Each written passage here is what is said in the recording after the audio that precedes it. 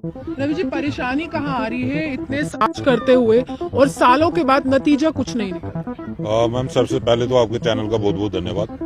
और मसला सबसे ज्यादा ये है कि हमारा डेली वेजर अवेयर नहीं है, और दूसरा मसला ये है कि हमारी लीडरशिप में भी कहीं ना कहीं कमियां रही हैं। समस्या ये है कि हर किसी को नेता बनने की शौक है, कोई अपनी कहीं डफली बजा रहा है, कोई अपनी डफली कहीं बजा रहा है। सिंसियरली ना तो डेली वेजर की लीडरशिप भी लड़ने के लिए तैयार है और ना ही डेली वेजर अपनी लड़ाई खुद लड़ने के लिए तैयार है।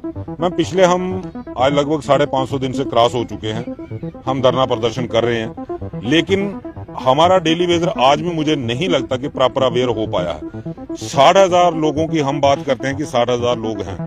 मैम, अगर 60,000 लोग एक दिन के लिए भी कभी सड़क पे आ जाएं तो डेली वेजर की किस्मत बदल सकती है। लेकिन समस्या ये है कि आज आप देखें, सिर्फ और सिर्फ पीएचई डिपार्टमेंट ही है जो धरना प्रदर्शन कर रहा है या सरकार के खिलाफ बोल रहा है या अपनी मांगों को उजागर कर रहा है। हमारे साथ 47 डिपार्टमेंट और हैं, लेकिन कोई भी डिपार्टमेंट के अंदर जितने भी डेली वेजर लोग लगे हुए हैं, कोई अपनी बात उठाने के लिए, कोई अपनी बात करने के लिए तैयार नहीं है। पहले क्या होता था कि जम्मू वालों पे एक एलिगेशन लगाया जाता था कि जम्मू में ऑर्गेनाइजेशन बहुत ज्यादा हैं, इसलिए डेली वेजर का मसला हल नहीं हो रहा। हमने उसका तोड़ निकाला, हमने सबको एक मंच पे लाया, एक यूनाइटेड फ्रंट बनाया पीएचई डिपार्टमेंट के अंदर, पीएचई एम्प्लॉयज यूनाइटेड फ्रंट के नाम से, और सभी ऑर्गेनाइजेशन उसमें शामिल हो गए। लेकिन उसके बावजूद डेली वेजर कभी 3,000 4,000 से ज्यादा आज तक सड़कों पे नहीं निकला, जिस कारण ये संघर्ष जो है वो इतना लंबा हो गया। और मैं आज भी अपने डेली वेजर नेताओं, जो अपने आप को डेली वेजर के नेता कहते हैं, मैं उनसे एक रिक्वेस्ट करूंगा कि या तो नेतागिरी छोड़ दो या अपनी जो आपको ठीक लगता है वो आप करो, लेकिन हमें बता दो कि हमें इसी तरीके से नेतागिरी करनी है, तो फिर आप अपने घर, हम अपने घर। डिपार्टमेंट्स कितने हैं, अगर आप गिनाना चाहें कितने डिपार्टमेंट्स, और वो आंकड़ा 1 लाख के पार पहुंच रहा है डेली वेजेस का?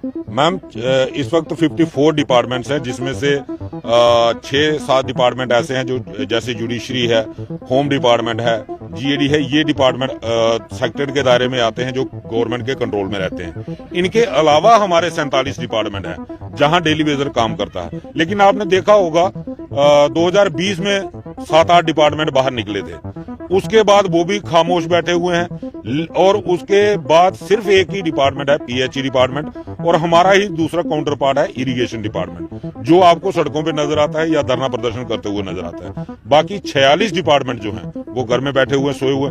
हमें दुख होता है इस बात का कि हमारा कश्मीर का जो साथी है वो भी आज कहीं ना कहीं सो गया है, और मुझे ये आज शक हो रहा है कि क्या वो लीडरी तभी कर सकते हैं, लोगों की बात तभी उठा सकते हैं जब उनकी सरकार होती है, जब कश्मीर सेंट्रिक पॉलिटिकल पार्टियां सत्ता में होती हैं, तभी वो लोगों की आवाज उठाएंगे। हमने सबको रिक्वेस्ट किया कि भाई ये समय है, इस वक्त आप घरों से बाहर निकलो, डेली वेजर लोगों की बात करो। लेकिन आज आपने देखा होगा कई बार एडमिनिस्ट्रेशन की तरफ से हमें सवाल भी आया कि भाई आप जम्मू वालों को क्या तकलीफ है, कश्मीर का कोई डेली वेजर नहीं बोल रहा, कश्मीर का कोई पॉलिटिकल पार्टी नहीं बोल रही, कश्मीर का कोई सोशल ऑर्गेनाइजेशन नहीं बोल रही। जब भी कोई केंद्र से आता है तो आप लोग हंगामा खड़ा करते हो, और वो भी सिर्फ और सिर्फ पीएचई डिपार्टमेंट। वो कहीं ना कहीं हमारे ऊपर भी एक सवालिया निशान सरकार की तरफ से लगाया जा रहा है कि शायद हम कोई दुश्मनी निकाल रहे हैं। तो हम सिर्फ ये सरकार से भी ये कहना चाहते हैं, हमारी डिमांड है, हम लोग काम करते हैं और 24 घंटे काम करते हैं, और हमारा डिपार्टमेंट जो है उसको इमरजेंसी सर्विस कहा जाता है, एसेंशियल सर्विस का दर्जा दिया गया है, और इसीलिए हमें तकलीफ होती है, हमें अपनी डिमांडें पूरी करवा लेनी है, इसीलिए हम लोग सड़कों पे रहते हैं। लेकिन बाकी शायद डिपार्टमेंट के जैसे डेली वेजर हैं, जैसे एजुकेशन में हैं, उनका एक टाइम फ्रेम है, वो सुबह आएंगे 10 बजे आएंगे, 4 बजे उनको छुट्टी हो जाएगी। लेकिन हमारा डेली वेजर सुबह 4 बजे आएगा, शाम को कितने बजे उसको छुट्टी होगी उसका कोई फिक्स टाइम नहीं है।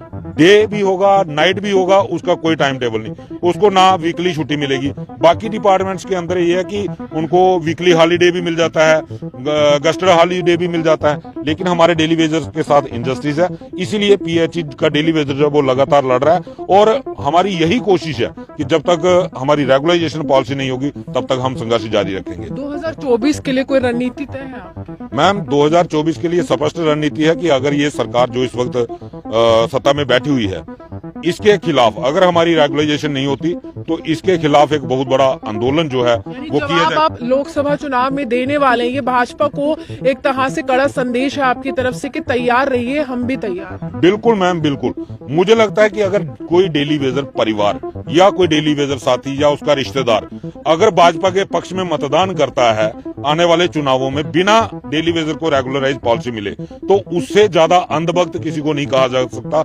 और इतना घटिया मुझे लगता नहीं है कोई हमारा डेली वेजर होगा जो इतना शोषण सहने के बावजूद बीजेपी को वोट करेगा। ये इम्पॉसिबल नजर आता है। और हम कोशिश भी करेंगे हर गांव हर घर तक जाके लोगों को अवेयर भी करेंगे और इनके खिलाफ एक पोस्टर भी हम जारी करेंगे। ऐसा नहीं है, इन्होंने जो कुछ हमारे साथ इन 10 सालों में किया है, ये बड़े बड़े वो कर रहे हैं, कभी संकल्प यात्रा कभी कुछ कर रहे हैं। हम एक पोस्टर जरूर निकालेंगे, चाहे हमने कभी डेली वेजर से कलेक्शन नहीं की जब से हम संघर्ष कर रहे हैं, लेकिन हर डेली वेजर को इतना जरूर हम बोलेंगे, कम से कम 10 पोस्टर वो छपवा के जो इन्होंने हमारे साथ 10 सालों में वादे किए और जो इन्होंने हमारे साथ किया वो सारा हम एक पंफलेट बनाएंगे, लोगों के घर घर तक पहुंचाएंगे कि भाजपा आखिर हमें चाहिए तो क्यों चाहिए। डेली वेजर्स को क्या संदेश रहेगा? नया साल आने वाला है और नए साल पर किस तरह से आप मैम, मैं डेली वेजर के लिए एक ही बात कहना चाहूंगा कि आज भी हमारे एलजी साहब मनोज सिन्हा जी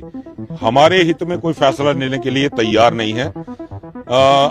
और ये डेली वेजर का खुद का कसूर है, मैं स्पष्ट मानूंगा इस चीज को। ये हमारा अपना कसूर है कि डेली वेजर सड़कों पे निकलने के लिए तैयार नहीं है। डेली वेजर ये सोचते हैं कि 10, 20, 50 लोग जो धरने पे बैठे हुए हैं इन्हीं के बैठने से हमारा मसला हल हो जाएगा।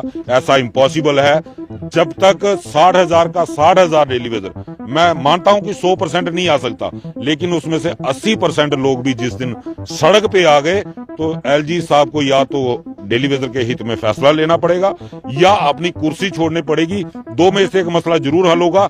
ये डेली वेजर को तय करना है कि डेली वेजर रेगुलाइजेशन चाहता है या नहीं चाहता। बड़ी जल्दी पीएचई एम्प्लॉइज यूनाइटेड फ्रंट एक बड़ी कॉल देने जा रहा है और मैं ये उम्मीद करूंगा कि हमारा हर एक डेली वेजर साथी, सबसे पहले तो मैं आज एक अपील और करना चाहूंगा अपने डेली वेजर साथियों से।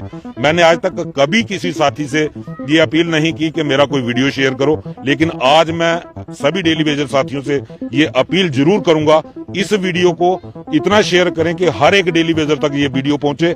और मैं सभी डेली वेजर साथियों से ये अपील करूंगा कि जो अगला हमारा कार्यक्रम होगा उसमें हर एक डेली वेजर साथी अपना टाइम निकाल के अपनी रेगुलाइजेशन के लिए, अपने हक की लड़ाई के लिए, अपने बच्चों के साथ इंसाफ के लिए, उनकी एजुकेशन के लिए घर से बाहर निकले। कोई भी नेता आपको रेगुलाइजेशन नहीं दिला सकता, आपको रेगुलाइजेशन खुद लेनी है।